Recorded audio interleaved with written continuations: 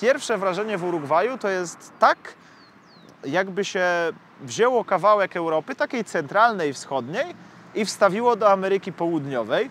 Najbardziej to jakby się po prostu wstawiło tutaj Czechów. Mianowicie jest tutaj tak spokojnie, ale nie wybitnie, nie dzieje się nic specjalnego, ale w sumie to państwo działa, kraj jest w miarę ogarnięty i to jest ta taka pierwsza twarz Urugwaju. To tak jakby Kralowiec to było Montevideo i gdyby Czechów postawić tak, żeby mieli dużo bardzo pięknych plaż. Natomiast to jest tylko jedna z trzech twarzy Urugwaju, a teraz opowiem Wam o pozostałych dwóch. Witajcie w kolejnym odcinku motoryzacyjnego głosu w Twojej haciendzie. Wyprawa polonezem z północy na południe Ameryki Południowej trwa, a w tym odcinku teleportowaliśmy się w poprzek całego kontynentu, z pustyni Atacama w Chile na zachodzie, aż na wschodni skraj. Dziś zobaczycie jak. Wsiadam do samolotu, obserwuję lokalną faunę, podziwiam florę, zwiedzam typowe podwórko w Urugwaju. To jest jakieś działo okrętowe automatyczne w ogóle. Odnajduję ładę, gnijącą szybciej niż ta drewniana mucarka. Zapraszam na odcinek z Urugwaju, który jest najbardziej WTF krajem na świecie.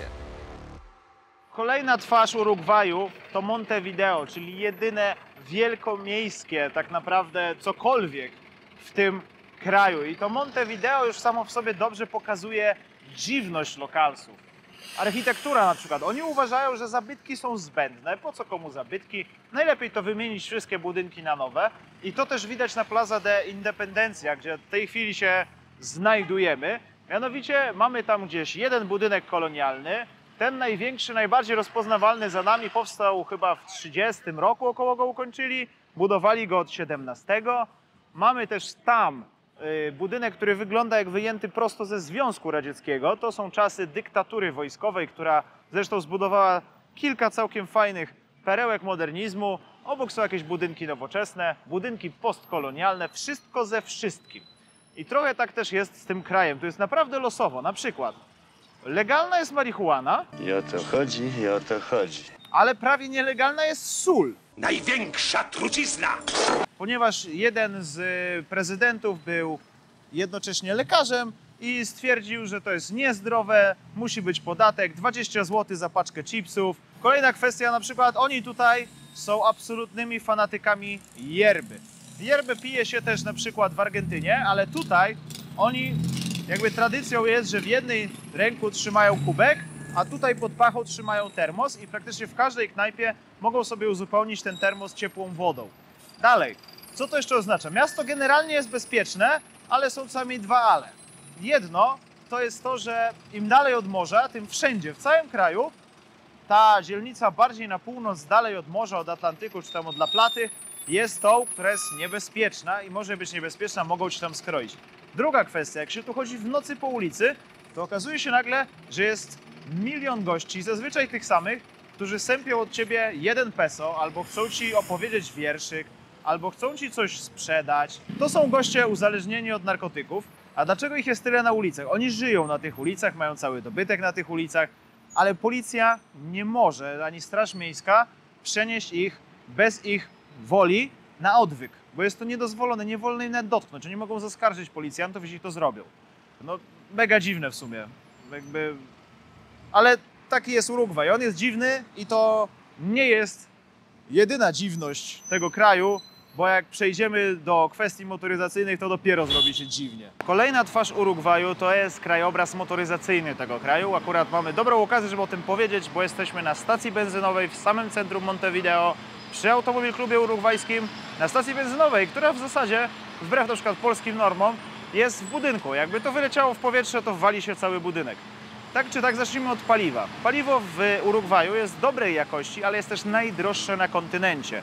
Więc żeby ułatwić życie zwykłym ludziom, a jednocześnie troszeczkę dla ekologii, urugwajski rząd pozwolił na produkowanie swojej własnej etyliny, czyli tak naprawdę paliwa etylowego w domu do własnego użytku. Nie można go sprzedawać, ale można je produkować i jeździć na nim samochodem. Z trzciny cukrowej czy z czegokolwiek sobie wymyślicie, możecie jeździć na alkoholu. To jest akurat takie prawo, które ułatwia życie zwykłemu Urugwajczykowi, ale jest też jeszcze jedno prawo, które to życie znacząco utrudnia, ale powoduje, że krajobraz tego kraju, jeśli chodzi o samochody, jest niezwykły.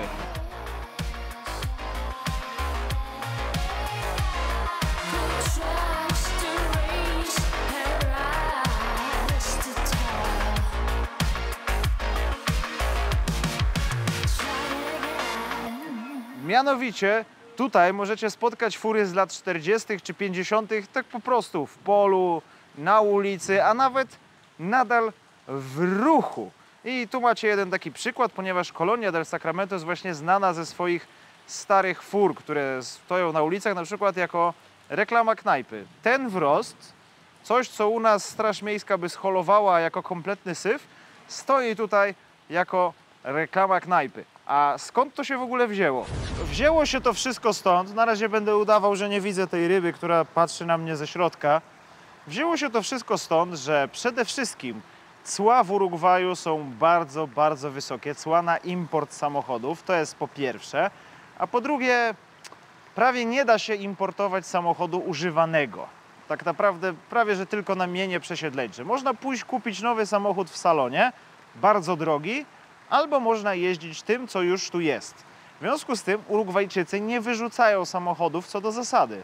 Po prostu się ich nie pozbywają. Dziadek miał, ojciec miał, to i syn będzie miał. Oczywiście część z nich już nie jeździ, ale jak już nie jeżdżą, no to po co mają się marnować?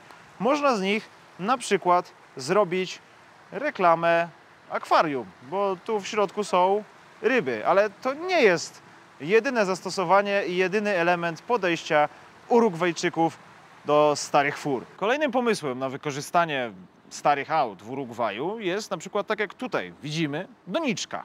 To jest Citroen BL11, okolice lat 40. Ktoś miał wrak, bo to już jest wrak. Stwierdził, pomaluję go farbą do płotu, zasadzę w środku piękne kwiaty, postawię na ulicy i to wszystkim pasuje. To nikomu kurwa nie przeszkadza. Wręcz wszyscy uważają, że to jest ładne, fajne, wpasowuje się. To nie jest jak w Polsce, że wraki zaniżają prestiż osiedla, moje mieszkanie w kredycie będzie tańsze. No nie. Tutaj wręcz nie tylko to reklamuje knajpę, ale też jest atrakcją turystyczną, ponieważ idealnie w linii tej ulicy zachodzi słońce i ta doniczka z Citroena, która stoi za mną, wygląda wtedy po prostu obłędnie. Także jest to kolejny pomysł Urugwajczyków, jak wykorzystać stare auta zamiast je wyrzucać.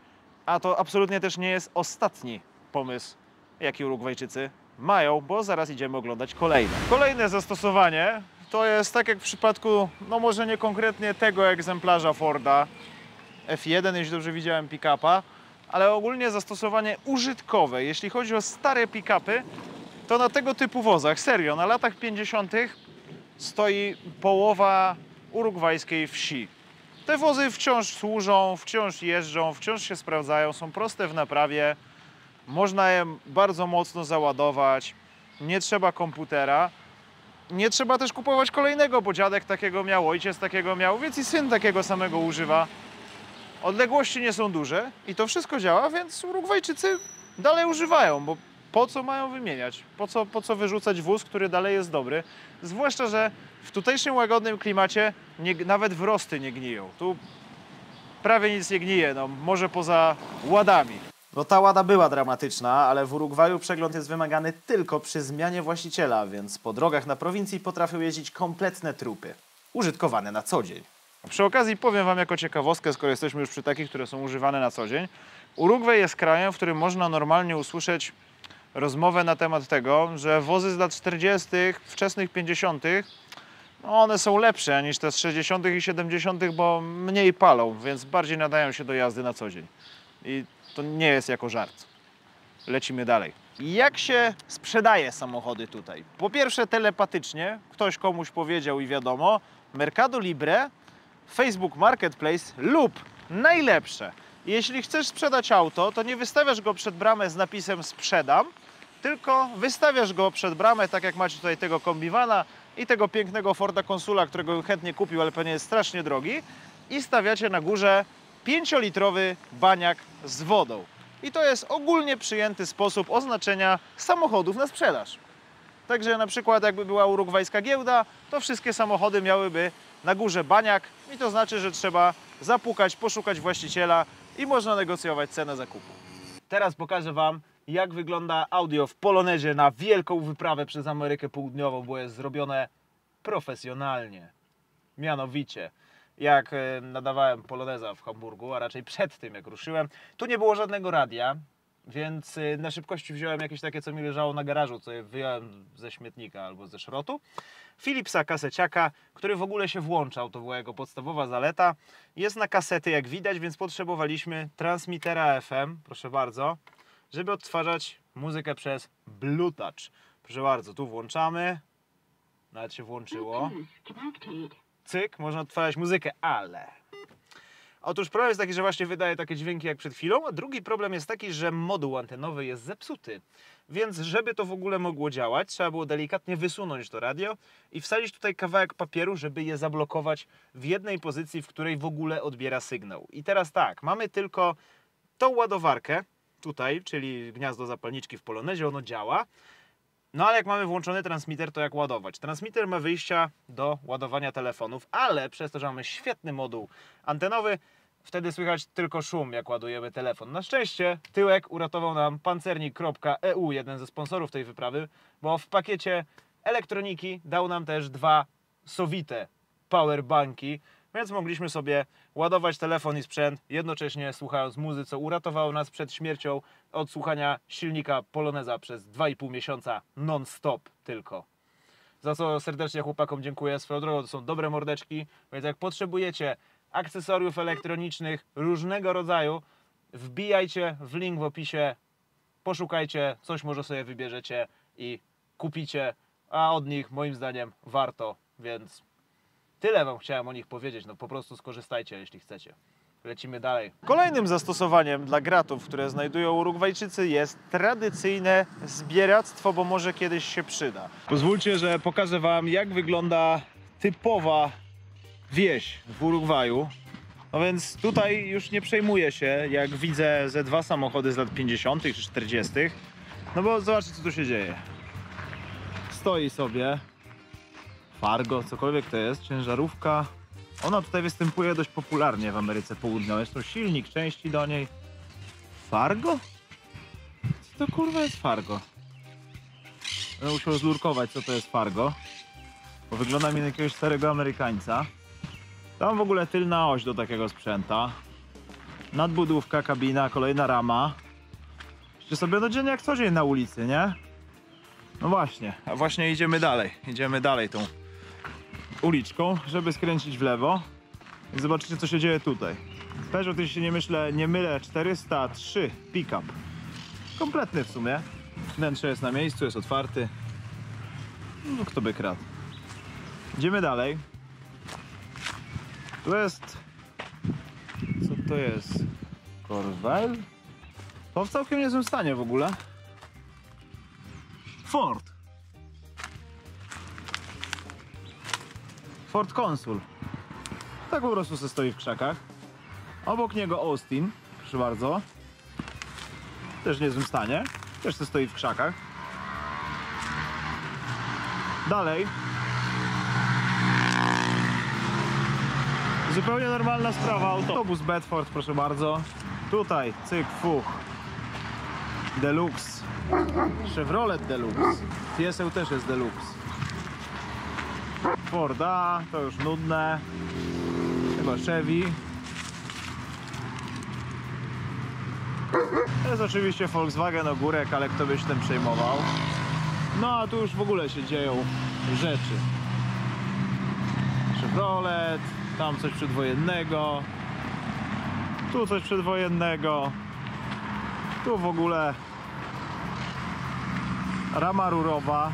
Jest Fiat 850 kolejny. Chyba jeszcze niedawno musiał jeździć. Jest prawie kompletny. Łódka. No dzień jak co dzień. To chyba jakieś stare Fiat Dio będzie. Tak bym obstawiał. Chevrolet.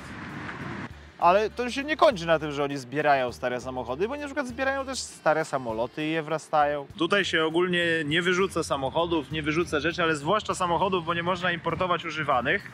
Natomiast powstaje też takie zjawisko, że na każdej wsi praktycznie jest pierdolnik, ale często ten pierdolnik, jak już osiągnie odpowiednie rozmiary, to przeradza się w muzeum. I aktualnie jesteśmy przy jednym z takich pierdolników. Zobaczcie, jak wygląda miejsce do parkowania. Miejsce do parkowania wygląda w ten sposób, że tutaj sobie stoi fura z lat chyba 40. I to w ogóle potężnie przerabiana. Zwróćcie uwagę, to są doskonałe po prostu spawy. Buda była... To jest chyba Chevrolet w ogóle, tak mi się wydaje, ale głowy nie dam. No i to sobie stoi normalnie na parkingu. Tutaj stoi sobie rama od czegoś. Tutaj chłop w ogóle ma dom i jakby nigdy nic, przy tym domu, tam ma, zobaczcie, dwa klasyczki. A tutaj ma potężny zestaw na oko lata 50. Jest chyba Forda i jest cały szereg sprzętów, których nie umiem rozpoznać. Po prostu jest dobrze. Tu będzie coś, co umiem rozpoznać, bo to bardziej moje czasy. O! BMW, jeśli się nie mylę, 2002. BMW 2002 w doskonale zgruzowanej wersji. Są też psy. To jest pies, który strzeże tego wszystkiego. I to nie jest koniec. Tu jest jakiś przedmiot, który nie wiem od czego jest. Wygląda jak jakiś kurwa element rakiety kosmicznej albo czegoś takiego. Tu sobie stoi Ford. Prefekt. Nie znam, przyznaję się bez bicia. Tak po prostu otwarty na ulicy. Tu już moje rozpoznawanie tych czasów jest jeszcze gorsze. Bo nawet nie wiem... A, jest coś. Austin. To jest Austin. O! Naprawdę? Austin of England. To jest jakiś motor? Chyba silnik? Co to jest? Juan Shaw. Coloring con Montevideo. Agente General para Uruguay. Stover MFG and Engine Corporation. Kurwa, traktor, motopompa? Nawet nie wiem, co to jest. I teraz najlepsze. W tym wszystkim jeszcze znajduje się, uwaga, samolot. Chłop w ramach zbierania przeróżnego złomu pierdolnął tutaj też samolot. Tylko w Urugwaju da się osiągnąć taki poziom robienia pierdolnika i zbieractwa, żeby mieć samolot.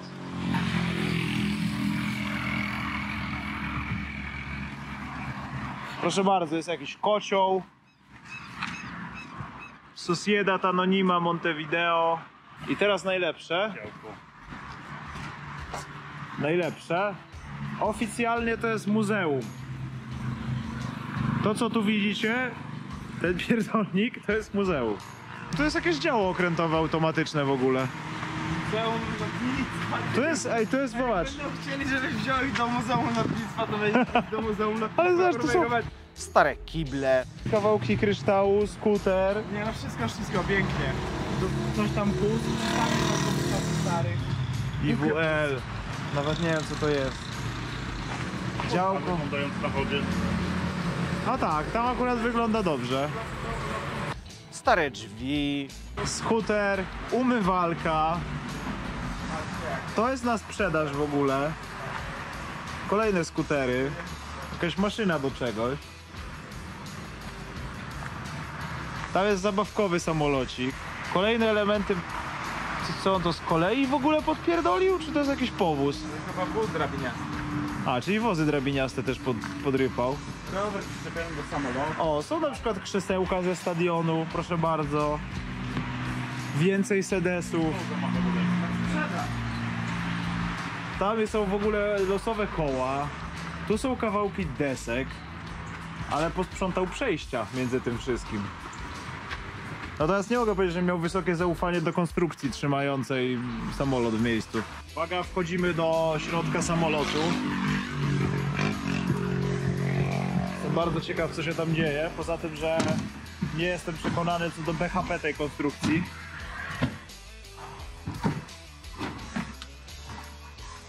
O. Wszystko wykręcone. Wiązki kabli. Ale są jeszcze jakieś stare napisy i takie pierdoły. No da.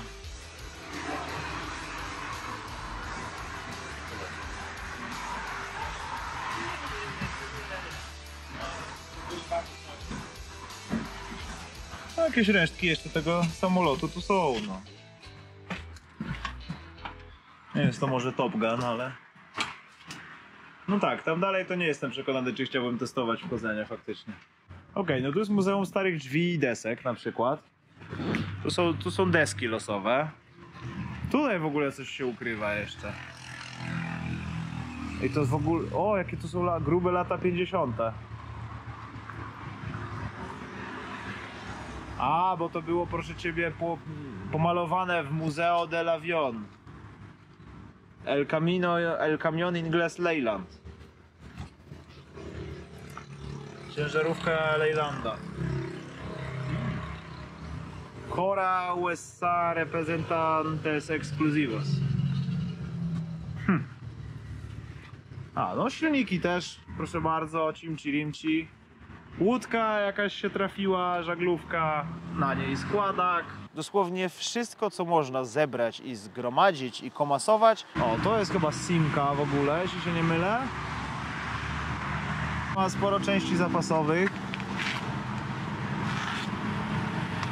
Kiedyś mogła być stosunkowo kompletna. O, kolejny motor wygląda trochę jak S21. Więcej zabawkowych samolotów. Bak se leży, szyba wybita. Co to jest? Bel Air?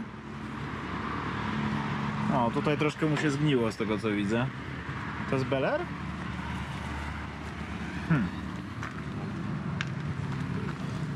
No tak, no bo tu jest Chevrolet w ogóle.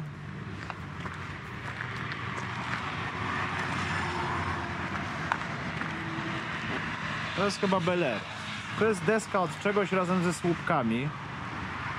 Wygląda jak jakieś światopodobne. Ale to jest w ogóle zagadka, co to jest. To jest jakaś stara trajka, nie wiem czy nie Piaggio. Tu są jakieś ośki. Tu jest kabina od czegoś. Jest Ford A. Ewidentnie ktoś rozpoczął tutaj proces naprawy, remontu. Tu jest profesjonalna technika uzupełniania włóknem szklanym. To jest, jak widać, działająca technika. Tylko ktoś w połowie stwierdził, że jednak ma to w dupie. Więcej złomu, więcej desek i z powrotem ten wspaniały kamion. Bez podwozia, w zasadzie sama kabina ciężarówki Leylanda. No i Transformers. Nie no, to miejsce jest genialne. Czy w ogóle to jest absolutnie genialne miejsce. I to się nazywa muzeum, ale tu się po prostu wchodzi pozwiedzać. Właściciele jest, nie ma, nieważne. I jakby albo postawił tam u sąsiada, albo po prostu sąsiad ma coś takiego, że on też zbiera. I to nie jest tak, że to jest jeden typ. To jest 10 typów wzdłuż jednej ulicy. A jak uzbierają tego bardzo dużo, to piszą, no malują napis muzeum, otwierają bramę, normalnie można tam wejść bez biletu, pozwiedzać pierdolnik. Czyli jak w Europie typ goni cię z kijem, że wbiłeś mu do jego pierdolnika, tak tutaj chłop nazywa to muzeum i bardzo się cieszy, że chcesz obejrzeć jego kolekcję śmieci. No tutaj robi się jeszcze bardziej losowo. Kolejna miejscówka, to akurat nie ma jak wejść, ale jest na przykład młockarnia drewniana. Jest też kolekcja autobusów, w ogóle których nie jestem w stanie rozpoznać. Jest kolekcja traktorów. O, siup. A dalej jest zestaw furek, głównie lata 40-50, chyba trochę 30. No tutaj akurat 90, jakieś 80. Co ja tu rozpoznaję? Wydaje mi się, że rozpoznaję Jaguara, ale nie dam głowy. To nie wiem. Nie wiem. Przyznaję bez bicia, nie moje czasy. Tam jest Hudson Hornet, gdzieś dalej. To trochę wygląda jak morda Fiata, a nie, Austin. To Austin będzie, bo drewniany bok, ale mogę gadać głupoty. O, jest i Hudson, chyba Hornet. Chyba Austiny. Tam jeszcze są jakieś silniki, chuje, muje. Tam jest ewidentnie jeszcze więcej szpeju. Jest nawet zabytkowa budka strażnicza. I nikt tych śmieci w sumie nie kradnie, co jest najlepsze. Także, no nie wiem, jedziesz sobie ulicą we wsi, a tam stoi 8 samochodów z lat 50. Łączna wartość w Europie 100 000 euro. Tutaj no, dzień jak co dzień wychodzę z pieskiem, pies sobie sika na ten wóz, jest git. Natomiast jest jedna kwestia, która pojawia się w Urugwaju. Jedziesz sobie przez Urugwaj, widzisz taką furę jak ta tutaj, ja ją wam pokazuję jeszcze, nie? Natomiast ogólnie jest tak, że im dłużej się przebywa w Urugwaju, tym większych potrzeba dawek, gruzów, żeby w ogóle na nie zwrócić uwagę. Rzeczy, na które oczy by mi po prostu wypadły w Europie, tutaj stoją przy autostradzie, stoją na ulicy, chłop se tym jedzie po bułki albo po truskawki. To jest normalna fura, którą pewnie możecie sobie tutaj kupić do pracy. Więc można powiedzieć, że tutaj to już mam problem z tym, że nic mnie nie zaskakuje. Typ jedzie przed wojniem? A dobra, norma. 44, Citroen Dayan jedzie sobie po ulicy? No życie. Citroenami? Spoko. BL11 jako doniczka? Ładna ozdoba, sąsiedzie, ładna ozdoba, ale ja bym tutaj chyba posadził opuncję jednak, bo bardziej pasują mi do kształtu Citroena BL11. Także krajobraz motoryzacyjny Urugwaju to jest dobry odlot i chyba trzeba będzie tu kiedyś wrócić, żeby to jeszcze dokładniej udokumentować. Na boliwijskich drogach poza higieną i godnością osobistą straciliśmy też grill, ale nie tylko. Straciliśmy wydech. Mianowicie został uszkodzony, ale na początku tak lekko popierdywał. Problem polega na tym, że z czasem jak przejechaliśmy argentyńską pampę, czyli równinę, zaczął tak drzeć japę, że się przeżyć nie da. No i z tego co się dowiedziałem, bo jesteśmy oczywiście w Montevideo, w Urugwaju, podobno tutaj nikt nie umie naprawiać wydechów, a jeśli naprawiają, to przerabiają je na sportowe, przelotowe, drące japę i inne takie pierdoły. Aczkolwiek dowiedziałem się, że jest jeden człowiek tutaj niedaleko, który robi rzeczy dobrze, naprawia dobrze i on powinien nam zrobić ten wydech, więc do niego jedziemy, a przy okazji on nam też ma pokazać coś, co ja już wiem, że wam spadną klapki, musicie usiąść, żeby to zobaczyć, ale to wam pokażę w odpowiednim czasie. I jeszcze nie teraz. Także jedziemy. Original. 160.000 kilómetros.